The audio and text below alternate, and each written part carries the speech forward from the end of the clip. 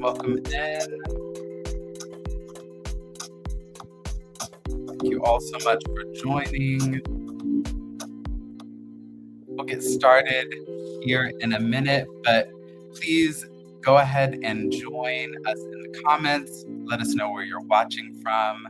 We're so excited that you are here on a Friday to learn about this really important work, restorative justice and community. Please let us know where you're watching from, who you are. I'm so grateful that you're here.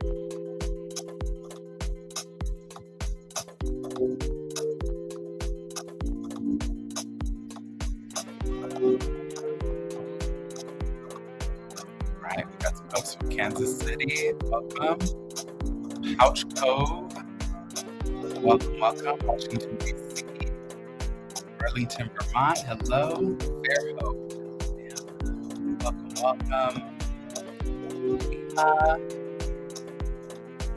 And I'm so grateful that you made the time. Got some new. We got a fan of Sheryl and Caitlin. Welcome. Ontario. Welcome. Southern Colorado, Denver, Colorado. And right. We're going to go ahead and get started, but please do continue to let us know where you are from. We're going to be interacting in the chat throughout, so please keep an eye on the chat, stay active, and be a part of the conversation. If you don't know me, my name is Demointe Wesley. I'm the Associate Director of the Zaire Institute for Restorative Justice, which is a program of Eastern Mennonite University's Center for Justice and Peace Building. And I'm so excited to be bringing this conversation to you on the little book of restorative justice and community, reclaiming connection and responsibility for our neighbors, with the authors Sheryl Wilson and Caitlin Morneau. So a little bit of how today will run. We'll have a really great conversation with the authors that will take up most of our time, but then we'll have some time for Q&A. So please have those questions ready. Maybe you've already grabbed the book and you have some burning questions that you want to ask the authors. If you haven't grabbed the book, we'll let you know how to do that. I'll have a quick announcement at the beginning, and then we will close. All right. So again, thank you so much for being here. Without further ado, it is my pleasure to introduce you to Sheryl and Caitlin. First up, we have Sheryl Wilson, who is a restorative justice practitioner, trainer, and educator with more than 20 years of experience. She holds, give me just a second. She holds a Bachelor of Science in Mediation and Communication Studies and a Master of Liberal Studies with a concentration in restorative justice from the University of Minnesota, Twin Cities. She currently serves as the Vice President of Culture and Belonging at Bethel College in Kansas and is a past president of the National Association of Community and Restorative Justice, or NACRJ. Sheryl is also an appointed member of the Kansas Supreme Court's Advisory Council on Dispute Resolution.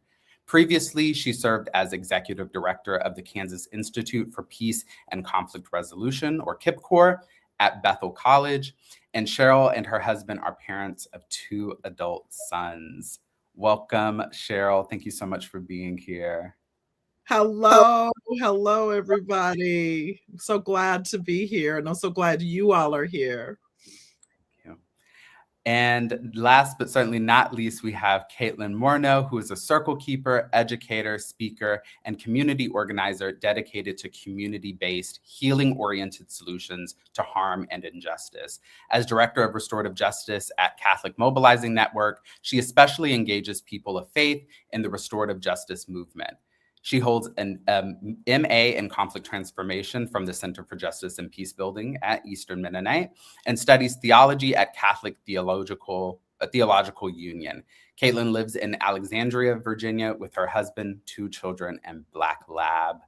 Caitlin, thank you so much for joining us. Welcome. Thank you so much, Demointe, and hello, everyone. It is so good to be with you today. Beautiful. So before we get started, I do want to just drop a link to this beautiful website for the book, so that folks can, go ahead and have it. I'll drop it again later, but just so folks can see the book, what it looks like. Maybe if you two want to hold up what the book looks like, just so we can orient ourselves in this conversation. I know you're very excited, and again, just thank you so much for contribution to the field. So to start off, how did this book project get started for you? What was sort of that genesis for you? I can kind of start this. So for a long time, as I've been studying and reading and writing about restorative justice and what it is, one of the things that I had recognized is that there is a lot of literature out there that pays attention to how we attend to the needs of those who have been harmed and for those who have caused harm. But when we talk about three stakeholders and we use those words, victims, offenders, communities, although some might say victims, offenders are kind of antiquated terms, we still use them. And as stakeholders, they all exist supposedly equally in the realm of what we call restorative justice. But I just didn't see where we were talking about community as something other than support. Like community people are support people. They're in they're witnesses, they're in the background. But I felt like does a community have a responsibility as well? And aren't there things that the community can be doing? I felt like at some point I did make my pitch. I made my pitch to who the person who became our editor, Barb Taves, with Little Books. And shout out to Barb.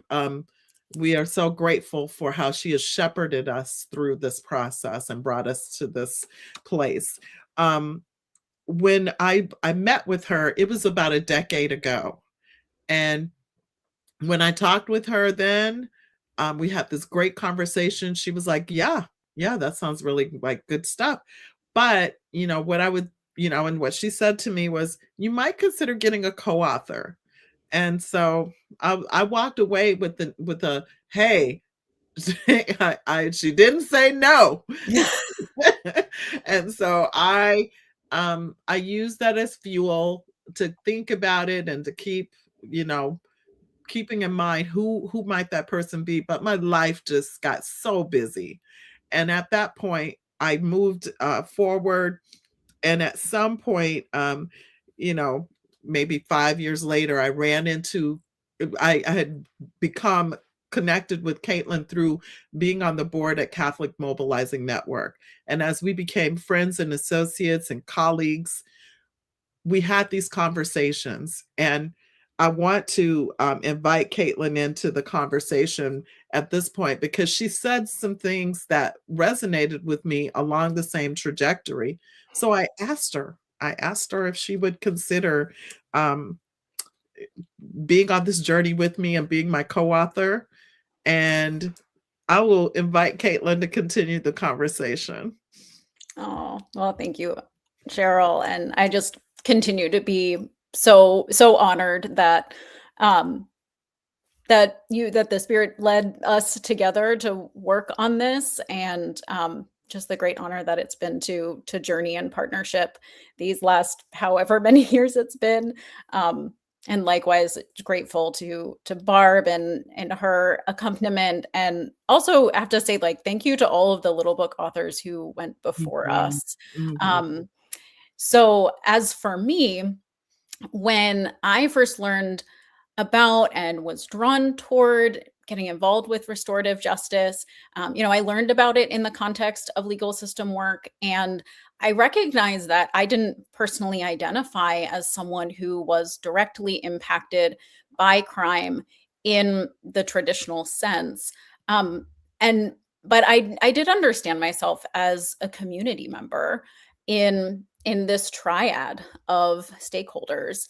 And as my journey continued, I recognized and began to kind of better articulate the ways in which really we're all impacted by harm.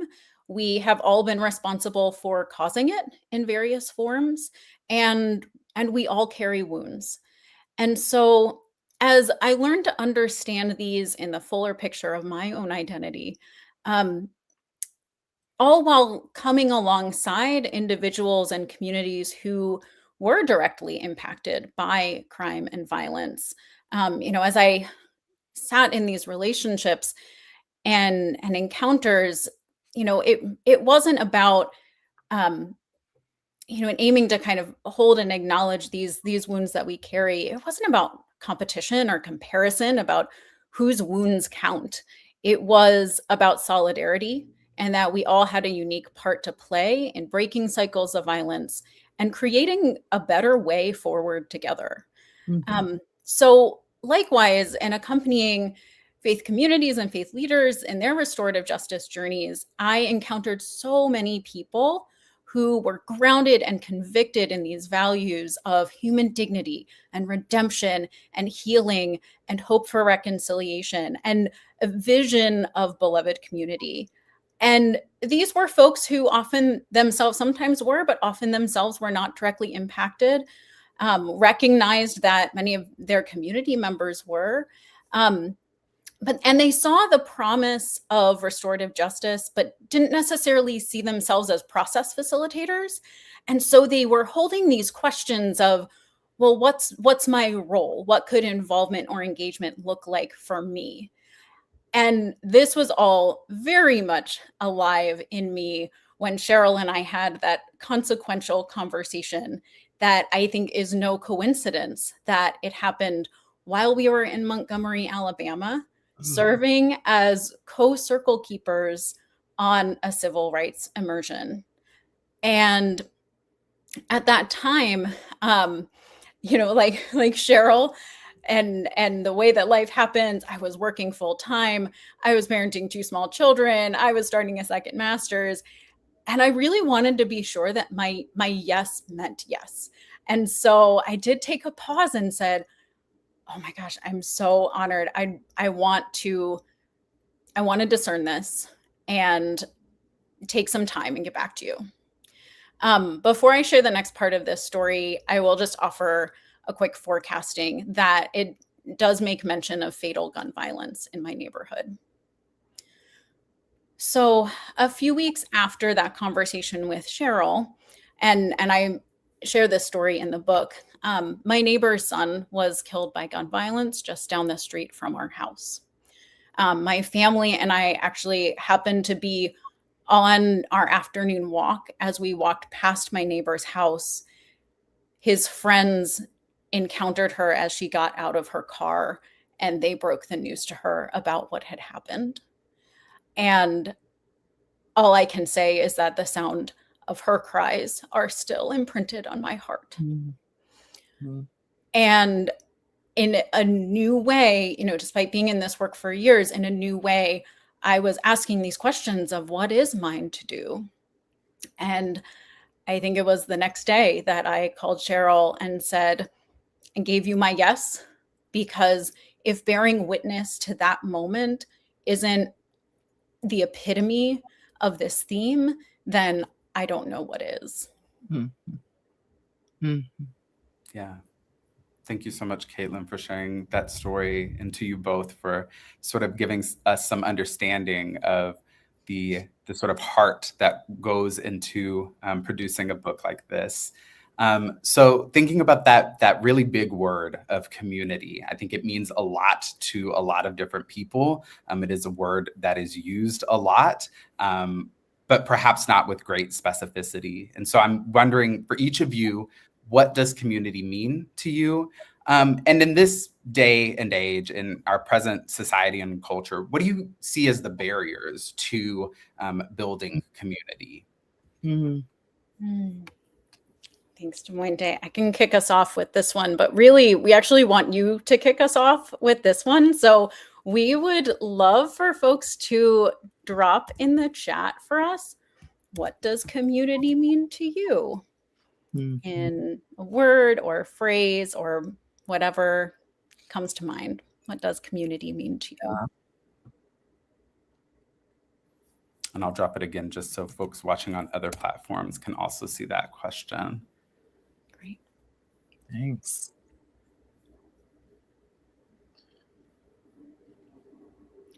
Support, connection, belonging, we the people.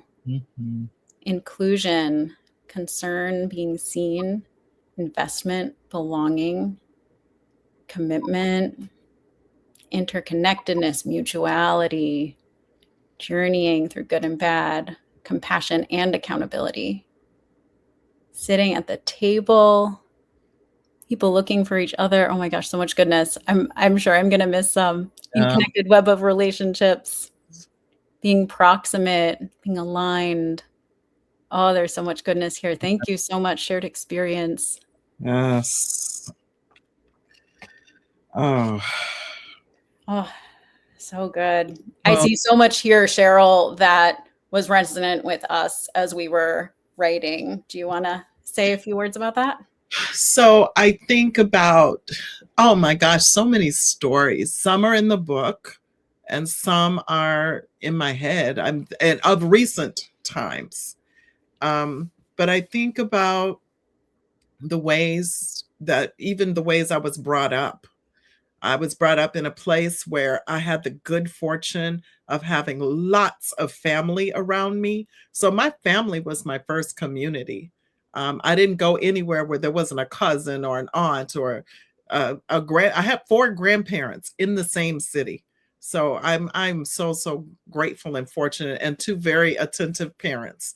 So in that way, I felt that connection of community very early in life. I think what I draw from those experiences has to do with how we keep choosing each other. That's going to be a consistent theme for me. When I think about the ways that family connects with each other for good, bad, and different reasons, there are ways that we may not always agree. We may not always have the same trajectories, but there is something that tethers us back to each other, and we keep choosing each other. And that is something that I carried forward in my ways of living in different places around the country. I do hearken back to times when I lived in a city block in Minneapolis, where in that city block we had a good cross section of intergenerational, multiracial, um, all areas of the socioeconomic spectrum in one city block, and we checked on each other and we did for each other. We had national night out together, and there were times when I thought, we had what MLK talked about with that beloved community. I do recall a situation where I had to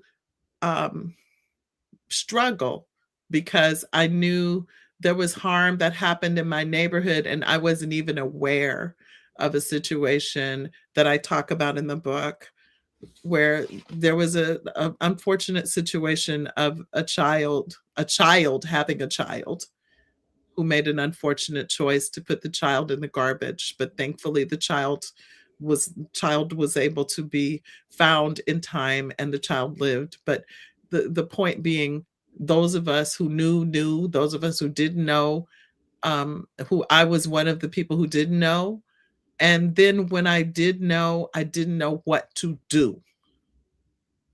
And so community in that time meant I had a lot of indifference about what I needed to be and how I needed to act.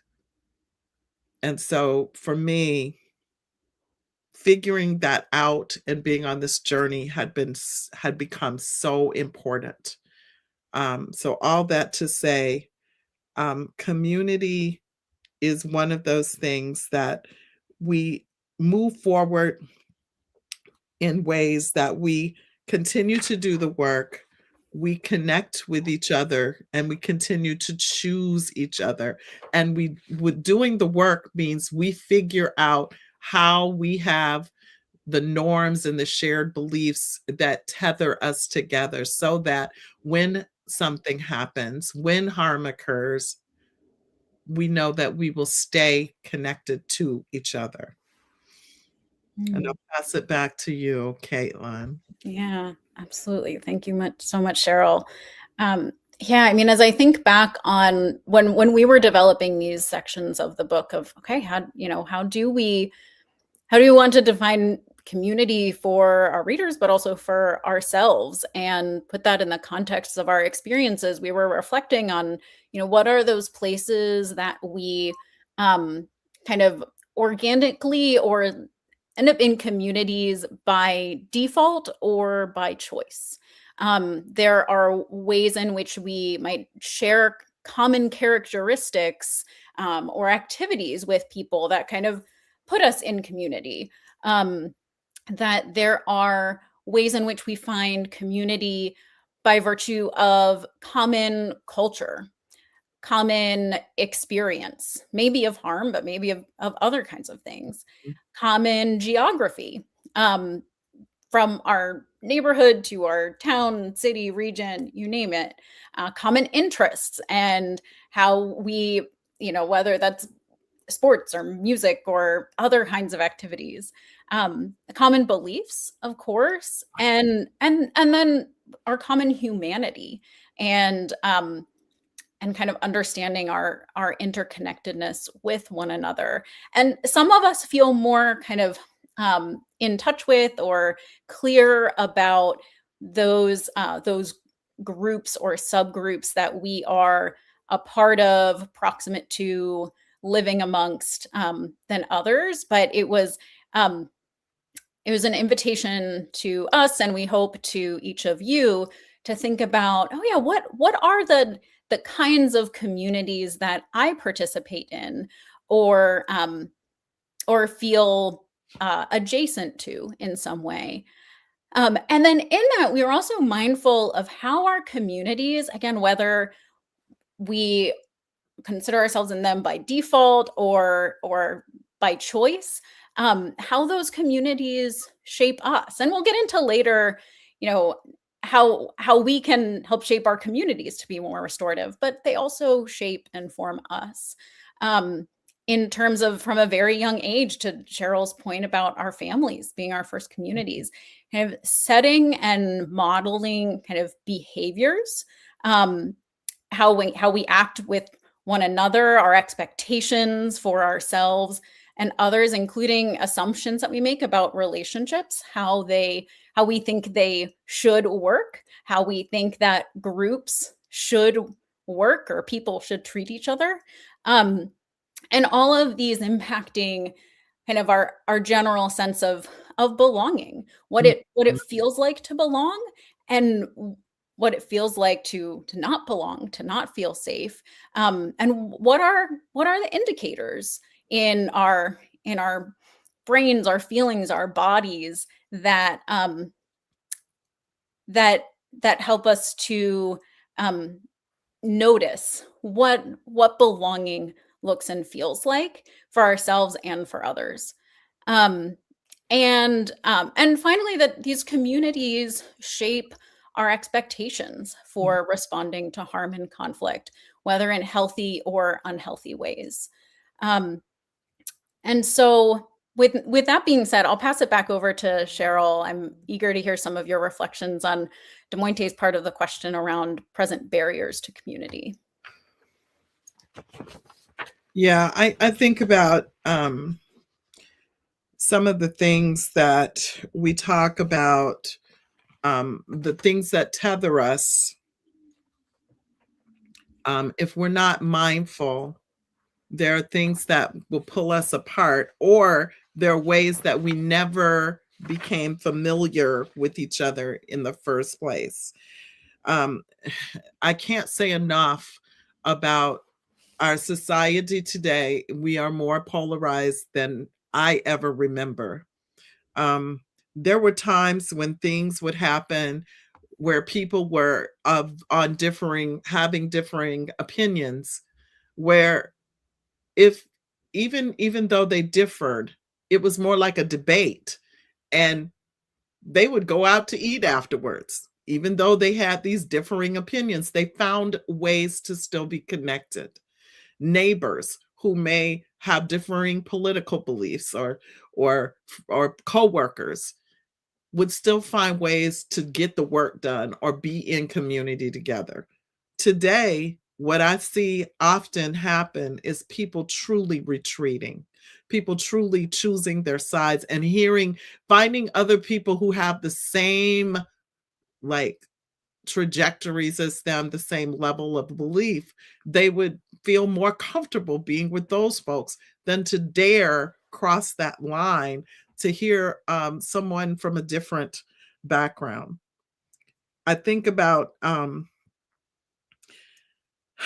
the ways that um, when we look at what happens when we don't cross those lines, and the cost that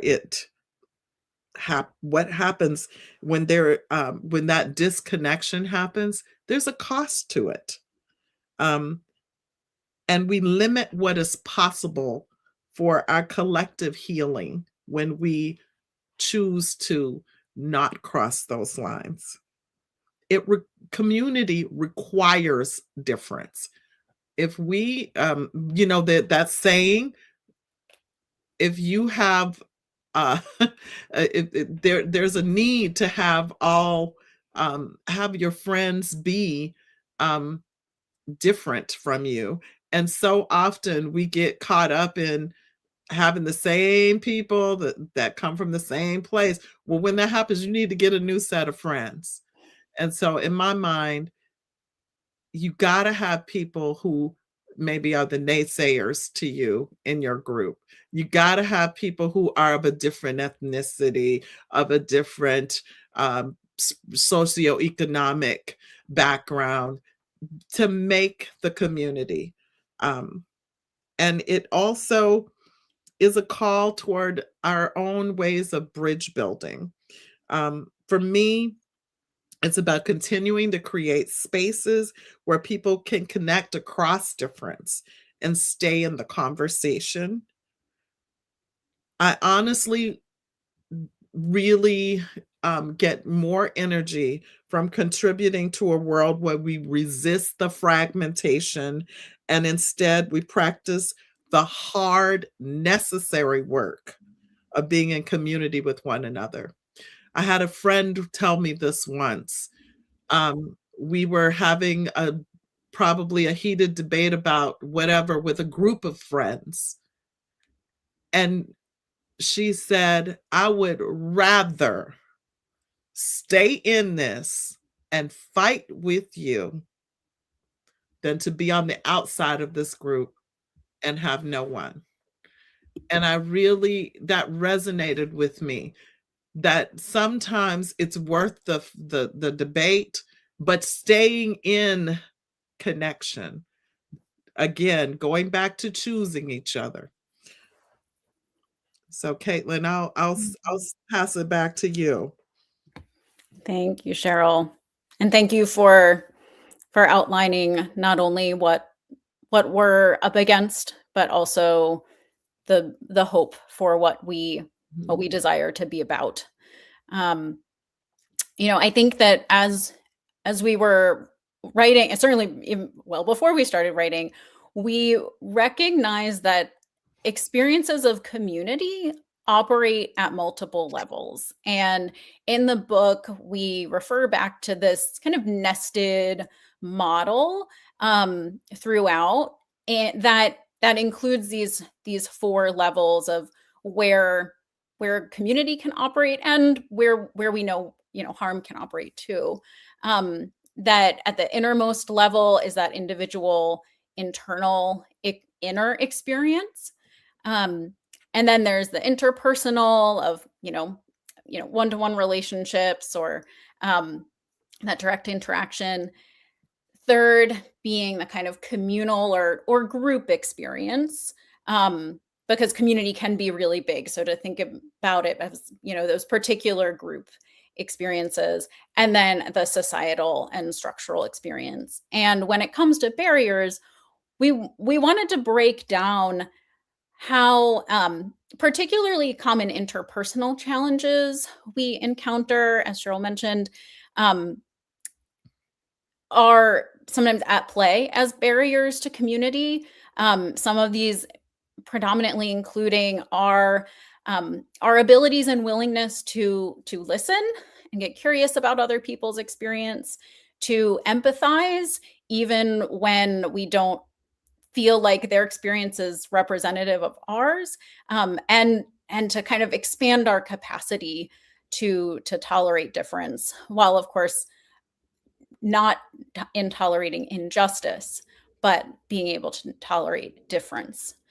And we knew how important it was to, within this, to name the structural barriers of racism and trauma that permeate our institutions, our policies, our conceptions of community, and our everyday thinking and behavior. And knowing that these are often operating in ways that we may not even realize, but are often at the root of harm and conflict in our communities. And so we aim to expand on those ideas and also offer some reflection questions for individuals and communities to be able to ask of themselves, bring into dialogue, to make explicit what is often kind of operating quietly or implicitly, because when we're aware of how these barriers and challenges show up within ourselves and our interactions and our groups, then this awareness, acknowledgement, and willingness to enter into dialogue around it within these groups that we affiliate can be a first step in mitigating and breaking down these barriers in order to be able to show up differently in our relationships and in the world. Mm-hmm. Yeah, thank you both so much for fleshing out some of those barriers and hitting on that point that we have to know what the barriers are in order to better address them.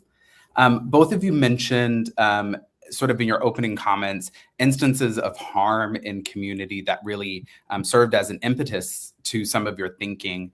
And so my next question for you is, when harm happens in community, what do you see as the role of restorative justice? And more particularly, what roles can community members play in restorative justice processes?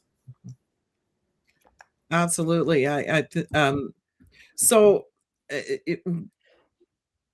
When harm happens, restorative justice is an invitation for us to respond in ways that repair relationships and not just assign blame as punishment. So if we're thinking about community as a full stakeholder, then we believe that those who are in community actively participate and they're not just on the sidelines. So what we want to create an understanding of in this book is that people who are community members go from that stage of hesitancy, like I was talking about how I was hesitant in my neighborhood to react, to respond.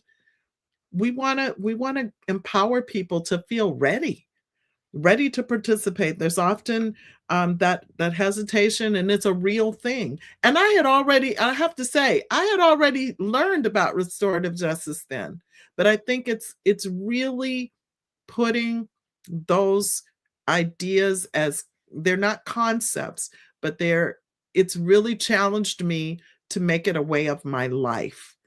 I don't want to be that person who puts on that restorative hat in a classroom or in a community setting. I really want to live that. Um, and so I say finding the middle ground. So in the book, I talk about there's a spectrum. There's a spectrum between minding your business and being all up in someone's business.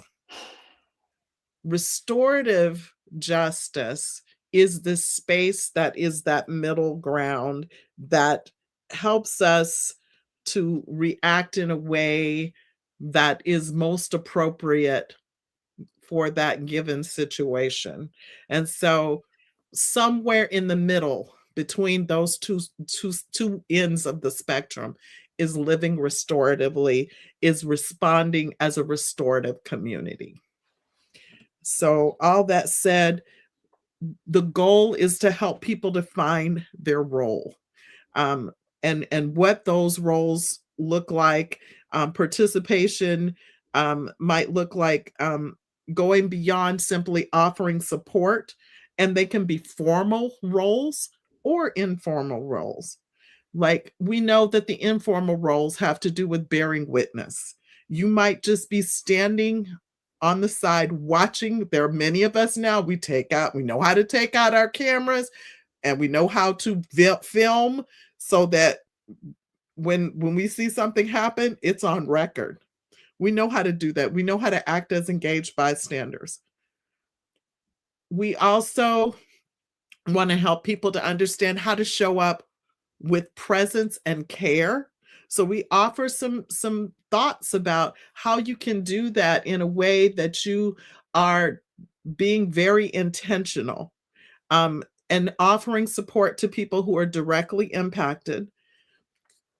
In other formal ways, there may be system actors who are professionally involved, but we can ask them to think through the restorative lens.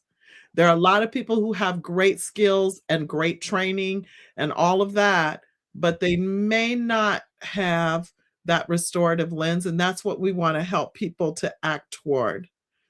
We also realize that many restorative processes will involve some type of dialogue or accountability process, and we want to talk about how community members have roles as far as those processes might permit.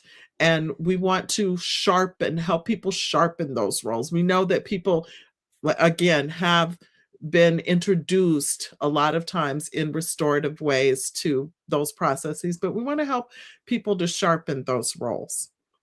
So holding space for all of these people who may be secondary victims and or carrying indirect responsibility themselves. So all of that, finding space to hold what restorative processes speak to for all of the people who represent the community.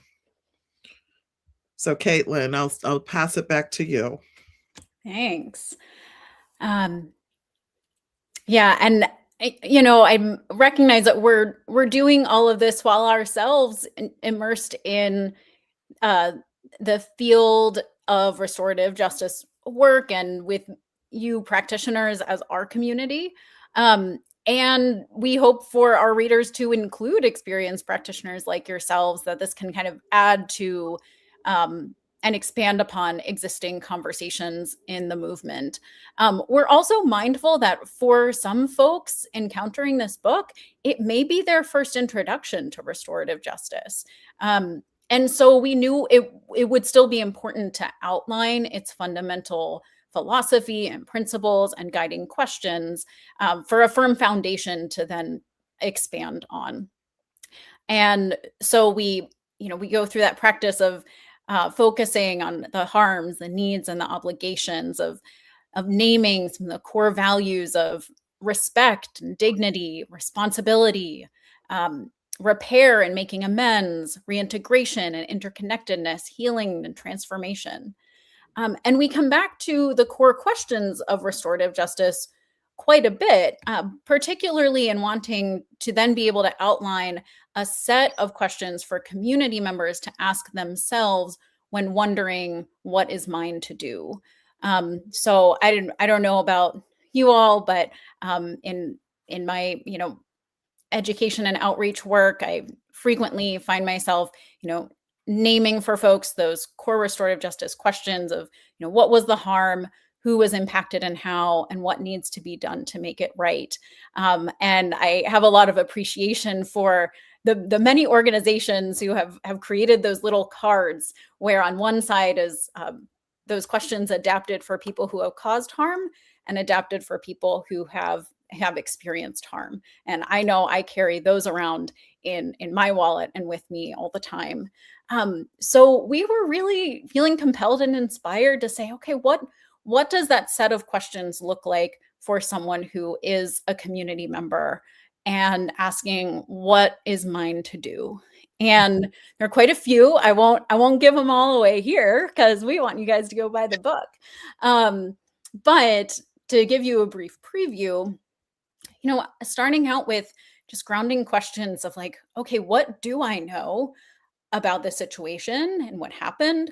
What do I not know? Because I certainly don't have the whole story. And from what I do know, how did I find out? Were those, trustworthy sources? What more is important for me to know in my own discernment in moving forward? And what do I not need to know? What isn't mine to carry? And then to take a moment and slow down, and sometimes we have that instinctual and noble reaction to immediately reach out, and it's important to pause and ask myself, how, at whatever distance time it's been since the event, to think back like, okay, how did I react at the time? What did I experience in my brain and my feelings and my body? And how have I been affected since? These things aren't happening in a vacuum. And in the ways that I was affected or processing, what prior experiences that I have might have been connected to those reactions. And what of my own needs, what might have been activated, and what of my own needs might need tending in order for me to um, engage with those directly impacted in the most balanced and responsible way. And so we want to encourage community members to take their own experience seriously and not minimize it. And then, just as one more example, questions, based on my relationship with the people involved, what is my responsibility or my obligations within this web of relationships, taking into account other systems and communities that may be, reacting, responding. And so this helps us attend to any temptations to overstep or over assume what our role may be. But we also just want to invite a lot of grace for ourselves and others, so that we can have the courage to not just stand back and, as Sheryl said, mind my own business.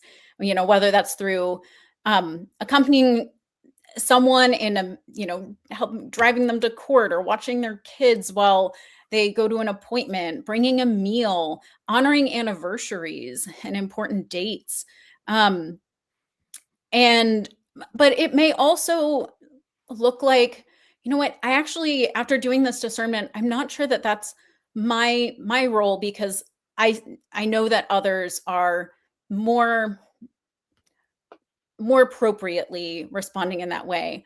But I do feel compelled to other kinds of community engagement that works to attend to the structural contributors to violence like this, that I can help be a part of ending. And so I'll just say quickly that we do, mention and outline key restorative practices such as victim offender dialogue, circle process, and truth and reconciliation practices or processes, for communities to understand and look to cultivate. And as Cheryl's already mentioned, trying to weave some stories from our experience and our relationships in community alongside those. Anything you want to add, Sheryl? Yeah, I want to give a shout out to Bethel College, where I work as Vice President of Culture and Belonging. And in the past, I had been the Executive Director of the Kansas Institute for Peace and Conflict Resolution, KIPCOR. One of the things that we do on campus currently related to building community is truth, community healing, and transformation circles. So we call them at Bethel circles of belonging, and on purpose, because we want people to have an opportunity to connect and bring all their layers to a process where we talk about identity, we talk about our where we're from, we talk about the concerns that we are currently experiencing on campus. And we also try to give people an experience that they probably wouldn't have in any other context. And what I've found in that sense of providing that opportunity, again, is giving a restorative process, being in circle, connecting in dialogue, really works toward community healing. And so in that sense, I really feel like in practice, that is something that I really strongly endorse, communities coming together in ways similar to that in circle. And some of you do, I imagine. But that is something that I think is a practice that I always want to encourage. I also recognize that when we operationalize our restorative values, when communities, understand their roles, they're more naturally and collectively able to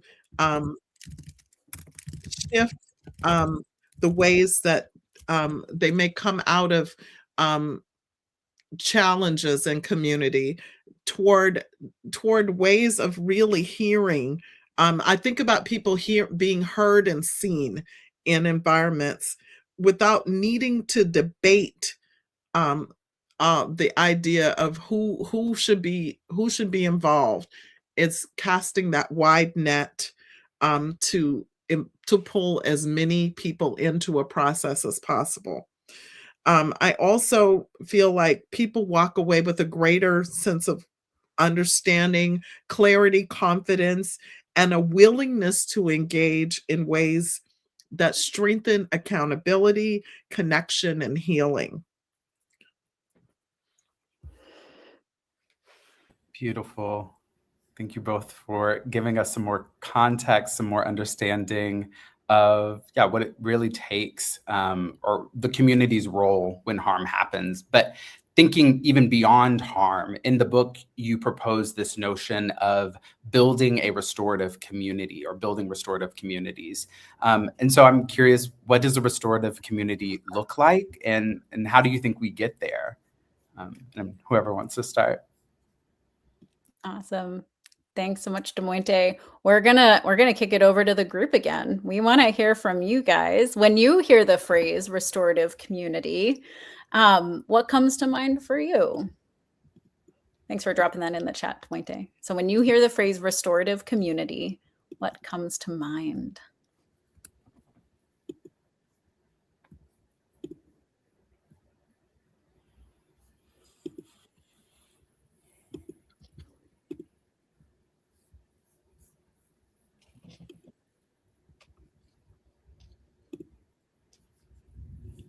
Got answers rolling in now. Yeah. Do you want to read them out this time, Sheryl? Yeah. So grace, compassion, accountability, shared values or guidelines or norms, having the hard conversations. Yes. everyone belongs, a commitment to reintegration when harm happens, relationships first, needs being met, healing and acceptance, a group of trusted individuals, inclusion, belonging, and facing conflicts together, relationships, listening. No one is cast aside. People are called in. We know how to be accountable. A community committed to each other, holding each other accountable, but also holding each other in love. Oh, Inclusion and space for generative conflict. beautiful. You Oh all my are goodness. bringing it. Thank you. Yeah. Thank you. Yes. Thank you so Yes much. to all of those things. Yeah. Yeah. I gotta, well, as someone who works from where I work, I just have to say amen. Like Mhm. amen to all of that. Um, and I think one of the things that we dialogue quite a bit about, you hear both in the introduction and in the conclusion, this recognition that like beloved community Yes. is the aim. Beloved community is the aim. It's the vision. It's the hope.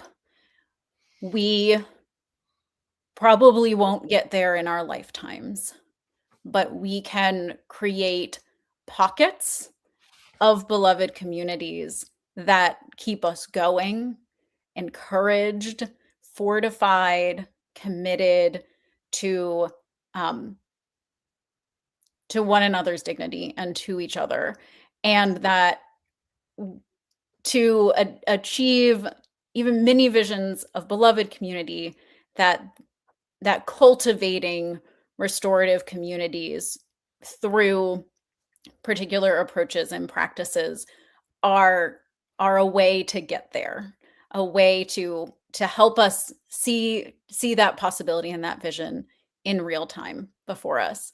And before I say more, I actually want to read out for you how we describe restorative communities in the book. But before I do that, I want to acknowledge that when we are writing and now, that we do not by any means see this as being unique to restorative justice organizations. I think those of us that do identify in that way have a call, a mandate to walk our talk first and foremost. And so yes, this is for us. But that any community, neighborhood, group can cultivate these restorative ways. Mhm. Um, whether that's in their title or mission statement or not. Um, so I want to read out for you how we described it, which is to say that restorative communities do what is possible to prevent harm and heal harm when it does occur. They do this with grounding in restorative justice. This means that a community is oriented toward right relationships, equal respect and care, and serves as a guiding light for how members relate to one another and systems function. It sees belonging as recognition that each person has needs and obligations that need to be met, and that engagement is central to meeting them, especially when community members have been impacted by an issue or harm. They abide by values such as trust and healing, repair, collaboration, interconnection, and interdependence. And they seek to repair harm restoratively, supporting those who have been harmed and holding accountable those who have caused it. So, with that, we wanted to try to give some practical guideposts for a group who's thinking, okay, what does that look like in our day to day? And you guys named so many of these: leading with values and shared agreements, prioritizing listening as our kind of orientation toward one another and learning, and consensus decision making. These are things that we get to do in circle, but also can take shape beyond circle process or formal practices, or convenings. but also, getting to viewing conflict as an opportunity for growth instead of something that needs to be hidden or denied or squashed, and leading through collaboration, both within the group and beyond the group itself. Sheryl, what would you add? I would say that in this context, I think about the ways that we can slow down to take the time to do the work of staying together, to again choosing each other, extending welcome, celebrating the little things, um, ways that we invite people to reconnect. There may be people that we've known or we have had something together in the past, but we have to restoke those fires. Um, and the ways that we support each other and grieve together. I can't say enough about um, the way that people experience loss. And a lot of times when people are experiencing loss, people fall off. And that is to have people who will stay in it with you while you're going through the grieving process. That is a beautiful way of connecting in community. And the ability that people have, there are some folks in our communities who have the ability to recognize gifts within oneself and helping others to identify roles.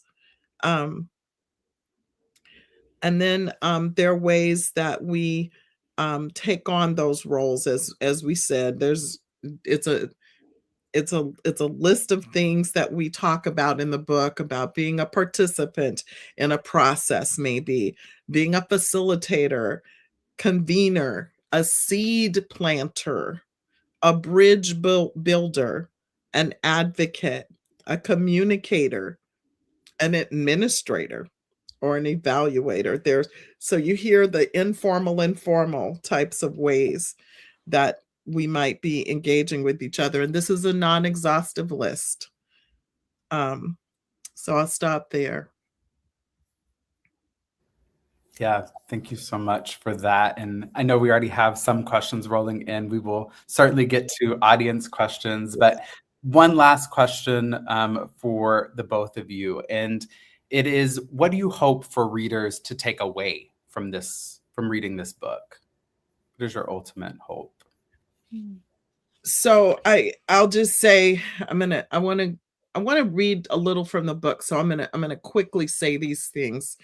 But being rooted in right relationship, there isn't enough that we can't say about that. Staying in right relationship, commitment, choosing to commitment over convenience.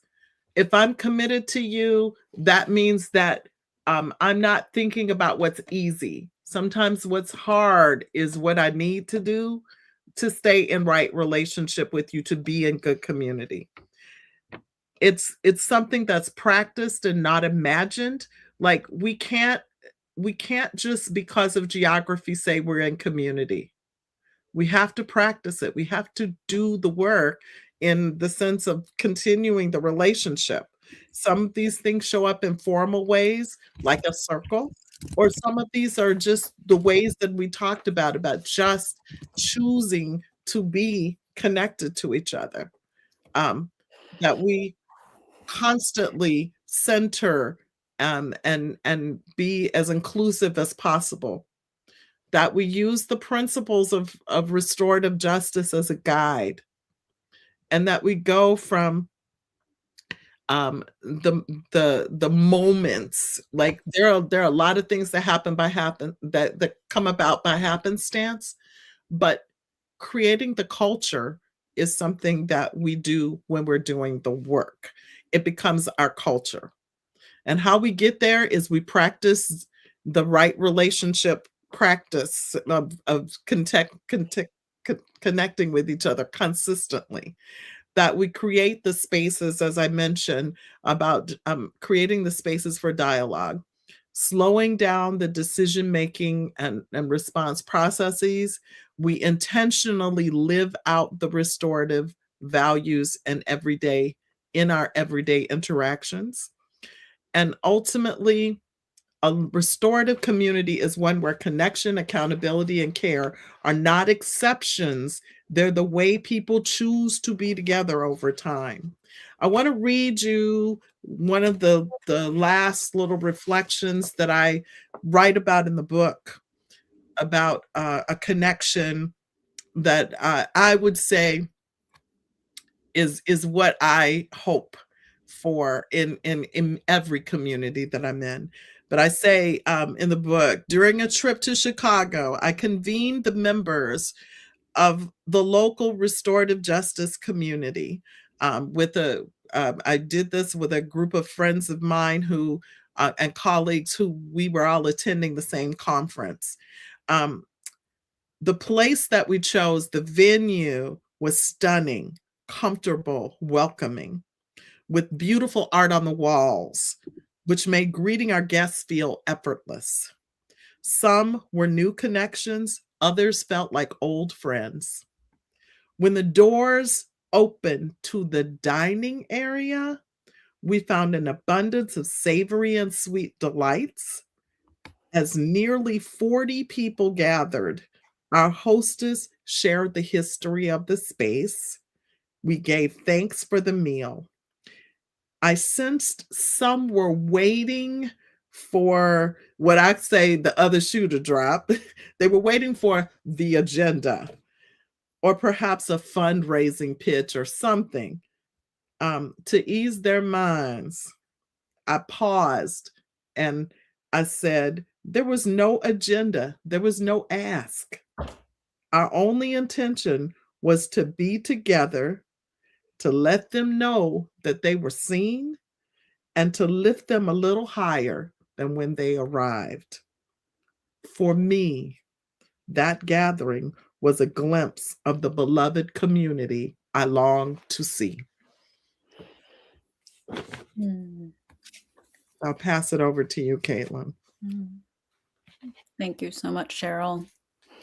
Yeah, I mean, I think you said it all so beautifully. That, you know, like you, I felt moved to close with a story, bringing it from the large group to the small. And you know, I think about how my children are my greatest teachers, and we've, you know, just talked so many times about how just all the many incredible teachers and communities and leaders who shaped our ability to put this book into the world. And we know how we stand on your shoulders. And when I think about my children as my teachers, that this particular story comes to mind in a really special way. So my oldest son was 3 years old at the height of the pandemic, and he's just beginning to become verbal and ask questions about the world around him. And so often when we were out and about, we still needed to stay at a distance from folks. And so he would ask me about people that he saw. And it just felt really like disingenuous and really disconnected to say like that person over there, you know? And so we were watching a lot of Daniel Tiger and said, you know what, we're going to take a cue from Mr. Rogers here. And so we would refer to others, strangers, or people we knew as our neighbors, whether they lived down the street or we were visiting a different state. And it was a couple years later that he was becoming more aware of the work that I do, and asking really important questions and me trying to put it in age appropriate ways. And it was not long after that incidence of violence on our street that I remember we were driving to preschool in the morning, and he says, "Mom, are people in jail our neighbors?" Mm. And I mean, my heart just burst, because all I could say is, yes, Yes, my child, they are. But the fact that that's where his mind and heart went. I share that to say that, my heart, my hope, our hope for this book is that hearts may be that of children, and opened to seeing and treating one another as neighbors, even where maybe we've become disconnected, or but that rather we may see one another as neighbors, as integrally connected, and as mutually responsible for one another, even and especially in the midst of harm. Beautiful. Thank you both so much for sharing those stories. And I can't thank you enough for putting this work into the world, for the field, and for our broader, community. So thank you again so much. Now is the time to turn to the folks watching, our community watching at home. We have this one question that I actually think is a great place to start. And someone says, I don't know my neighbors. Any suggestions? And I think that's a great sort of building block of building a restorative community. Any suggestions? Go ahead, Caitlin. You look like you. No, what was funny was came to mind. We moved into our house just before the pandemic, and we had these like great ideas about like all these cookouts we were going to host, and leaving things at people's doors, and that we didn't live up to. But a couple of years later, another friend in the neighborhood was like, everybody. And I was like, I don't really, you think so? But honestly, what I attributed it to is I have two excuses to go for long, slow walks: my dog and my children with small legs. And I think truly just going for walks a lot can be a really great way to just encounter people, and maybe make that intentional choice to say hi when you wouldn't have before, or ask a question or start a conversation. So that was what first came to mind when I saw your question. And of course there are other ways to maybe take note of different things happening in neighborhood associations and things like that. But that's what immediately came to mind for me. What about you, Sheryl? I think food is a great unifier. If there are, you don't even have to bake. You can take something that is store-bought, and people would still love you for thinking of them. But there are a lot of ways that over the years we have either made meals. We used to be the hospitable people in our community. I'm not that as much as I used to be, but I'll still occasionally have someone over for dinner that is close by, or I have taken I take in strays. I take in people who, especially considering the fact that I am at a college, and I live just right off campus. Um, for Easter, just for example, we had a student over, and it just felt so good. It felt so good to entertain like that and love upon somebody, and knowing somebody who's far away from home who could offer them a home cooked meal. But I do think of food as a way of connecting with people all the time. Yeah. Yeah. I love what you both offer in terms of, getting connected, and also just the sort of simple, Caitlin, what you offer of seeing and being seen. So even if maybe you don't have the sort of confidence to like go up and introduce yourself, just sort of building that habit of like seeing one another and knowing one another in that very casual way, I think also contributes maybe to a feeling of safety in one's community, which kind of brings me to a question as we're waiting for more people to fill the comments. That question of safety in community. What were you thinking about that as you were writing the book? How are you thinking through safety, what it means, what it requires?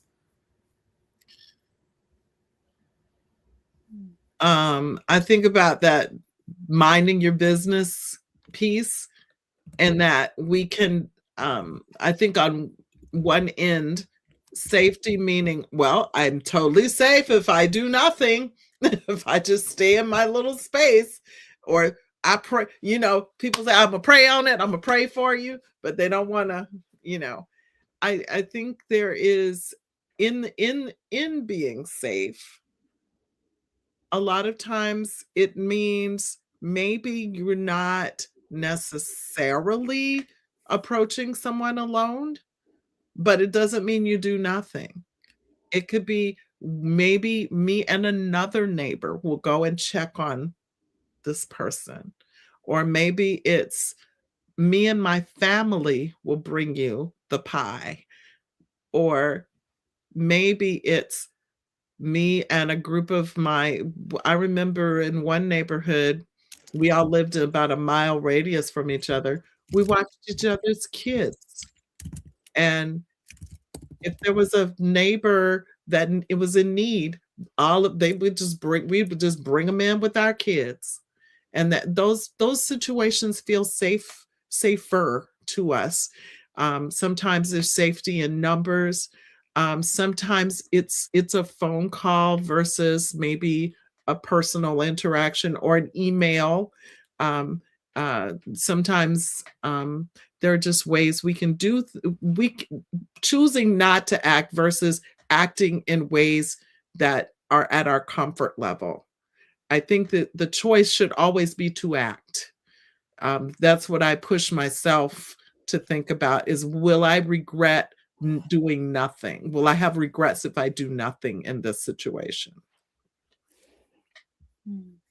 Yeah, thank you. And I'm reflecting on organizations that I admire and appreciate, where I've been to their webinars and do exercises like and in circle trainings I've been a part of like what does safety look and feel like to you? And the words and images that people come up with are homes, nature, connection, so many of the things we've been talking about. And yet we live in a culture that attempts to convince us that safety will be attained through surveillance and punishment, when in fact those systems and approaches often lead to feelings of less safety, and sometimes realities of less safety, that safety is attained when needs are met. And so I think we were really leaning into this. What does it look like to meet the needs of our neighbors, our loved ones, our community members, that adds to a sense of safety. I know after my neighbor's son was killed, there were members from the HOA who went around the neighborhood inviting contributions toward funeral costs, and a vigil held at the site of the shooting. And it was that ability to come together around the site where that violence and loss had happened, that we could see each other in a new way, and know that, oh no, like we are looking out for one another. Yeah.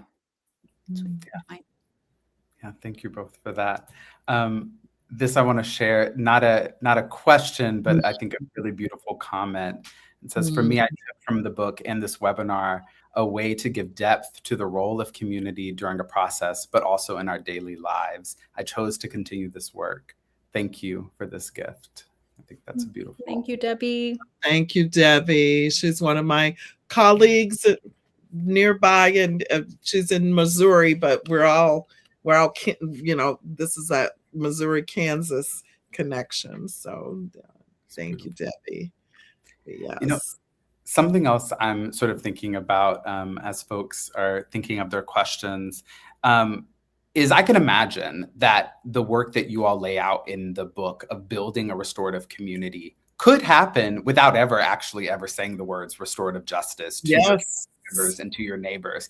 But I am curious if y'all have any thoughts around how do you invite others into an understanding, your community into an understanding of restorative justice? How do you begin to build that knowledge set? And do you think that's necessary to doing this sort of work? Do you want to go first, Cheryl, or do you want? Yeah, sure. I don't think I say this all the time. I love the words. When I heard the words restorative and justice the first time, 30 some years ago in a classroom, taught by Mark Ambore, I was stymied. I was like, "What is that?" You know? And so this idea that I have to live by using those words, sometimes we're in polarized times where restorative justice sometimes has a stigma attached to it. So I'm not married to the words. I do um I gain strength and support from those words, but do I have to use them in everyday connection? No, I do not. And I often think about the ways that we go to what feels familiar in community is right relationship. When we say being a right relationship, there's something that I think people connect to, want to honor that, get that. And so if we think about the ways that my situation with a community member, there's some fracture, there's some harm. If we are already in good relationship with each other, then writing it feels important. And so in that way, I think as I said before, it has become more and more important to me to live out whatever this is that we call restorative justice. It's how I want to be in community with people because it feels natural. It feels like um it's the legacy I want to leave. Yeah. Amen. Um, yeah, I think De Mointe about inviting them into the experience first. That I agree with Cheryl, whether we use the words or not, or maybe we let folks know what they experienced afterward. But when we can be clear about the purpose of our coming together and let the purpose of that conversation be at the center. And if you have the opportunity to use a circle process or a restorative um, practice along the way, beautiful. And then once people have experienced it, they start to say, what was that? I want to do more of that. Um, and I think, the other thing to be that we can be mindful of is that, there are communities, there are groups within groups. And sometimes, like, let's say we work at a big corporation, that it can be easy to look at this book or something else and say, like, I feel overwhelmed of, like, oh my gosh, how could I possibly, I'm not the CEO, how could I possibly get this whole organization to, make this change? Um and and it's good to, like, think big and imagine what that could be, but also to think about, okay, where am I within that? And maybe I'm not the CEO, but I am the leader of this particular department. And we have this particular kind of meeting or conversation we need to have. And I can introduce having that conversation in an intentionally restorative way that can begin to permeate the way we enter into relationships. And just to say that it doesn't have to be group processes alone. It's also about how I um when I, mess up in my friendship, choosing to reach back out to that person and say, I think I really messed that up. I'm so sorry. Is there anything else you need me to know? Like, how can we make sure that this is okay? Rather than sweeping it under the rug and just hoping it passes. And so I think committing to creating the experiences, and then if and as we're able to put language around it, that it can create a kind of sense of commonality and familiarity, that's great too. Mhm. Yeah. Thank you for sharing that. I think we have time for maybe one or two more questions. So I'm going to give space to look at the comment sections. But I'm a student too, so if no one asks questions, I'm going to ask another one. Thank you, Jose. But I'm going to give some space. Let's see. While we're waiting as well, I want to go ahead and drop again the website, which gives information for how to purchase the book. It gives the endorsements from other authors, practitioners who have read the book. Yeah. I see a comment. Much of what hasn't been talked about is within a restorative mindset and community is non-judgment. How do we hold accountability and support one another requires us to continually do our own work to detangle discomfort from a feeling of safety. Mhm. Privilege can be a binder and barrier to create restorative community. We must always be honest with ourselves. Absolutely. Yeah. Lots of Thank you. Thank you so much, Cynthia, because one of the sections of the book that we just didn't get the opportunity to talk as much about, but was a really, really important part of it for us, was an entire chapter we have dedicated to the restorative self and questions of reflection that then are grouped by the many themes that we explore in the book, and particularly around like those structural barriers to community of racism, white supremacy, trauma, really spending time in self-examination around those so that we can practice self-awareness, recognize where we might be jumping to judgment and mitigate that within ourselves. So thank you, because that yes, just 100% yes. Yes.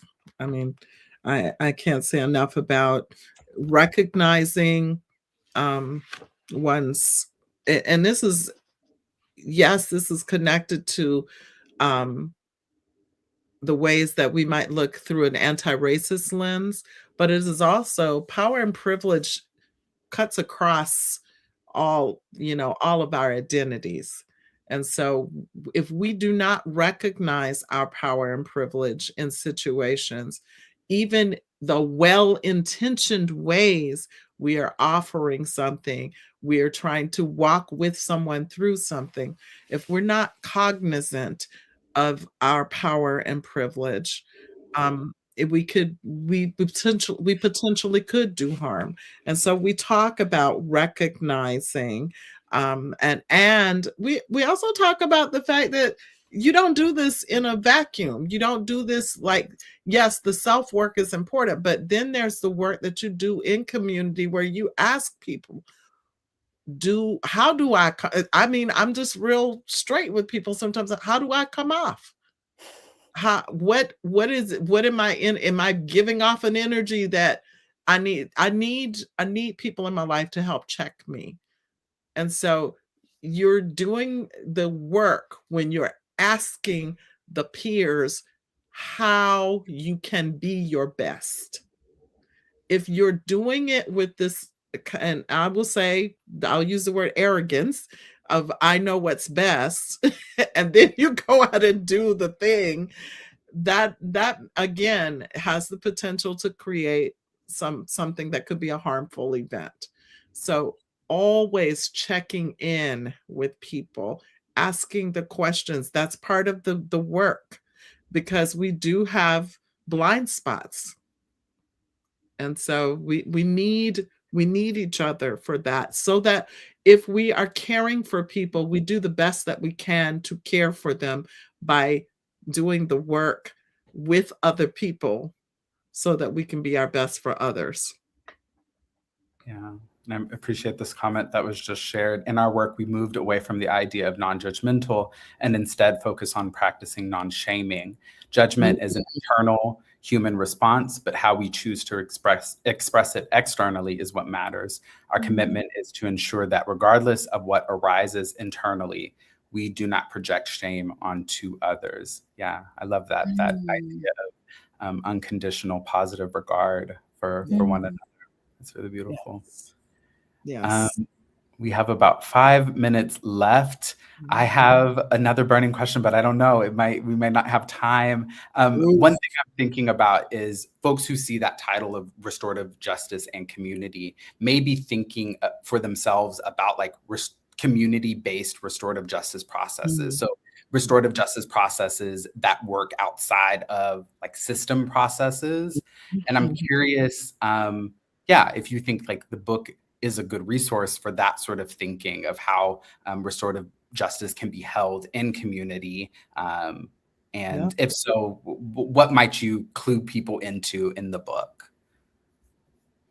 You want to take that, Sheryl? I do think it can be a resource for people who are looking outside of systems to help mitigate circumstances that of harm that might come up. And I think particularly thinking about the principles that we talk about, that we want to help people to use to build restorative communities. If we draw something from that, we probably, I'm not saying that there aren't situations that don't call for system actors, but I think ultimately I draw strength from the community that bore me. The people in my community, I grew up in a, I would say an HBCU connected community where, and I talk about this a little bit in the book, where I had professors and coaches and people who were staff at this institution as my neighbors. And in that, sometimes when things would happen, people would just gather and handle it. And there was no, and some of those people were systems actors themselves who took off those hats. And they said, I know I'm a cop. I know I do this in my daily life, but this situation does not call for someone to be system involved. And so how can we in our community work toward the healing of this community without involving someone in what could potentially cause harm in a different way? So I'll stop there. Yeah. And I'm just consistently drawn back to the phrase of that the people closest to the problem ought to be closest to the solution. And, I think we talk about restorative justice as a lens shift. I feel like even just this orientation of centering the people most impacted is almost a lens shift within itself. And so if we can just kind of further, if this book can help to further embed and encourage that integration of thinking wherever we are, in our institutions, or as I'm thinking about my neighbor and knowing that she is closer to the solution and the situation than I am, but I'm still a connected part of this picture, then I think we will have done our job. Yeah, so beautiful. Thank you both again for sharing your time and your wisdom and your work with us. I'm going to drop again the website, which again gives some opportunities for how to purchase the book, but also shares a way to get in contact with Sheryl and Caitlin. And you may be hearing from Sheryl and Caitlin after this webinar as well for other ways to connect to the work. But I'm so grateful to you both. Thank you so much for being here. Wishing you both wellness. And for our friends, just one last pitch. Again, if you enjoyed this webinar or you've connected to us with other webinars, please reach out to support the work of the Zaire Institute, and reach out to me and the Zaire Institute if you have a burning topic that you want to share with the community. I'm always happy to be in conversation with folks. So please reach out. Take care of yourselves, nourish yourselves, and if you can, nourish someone else.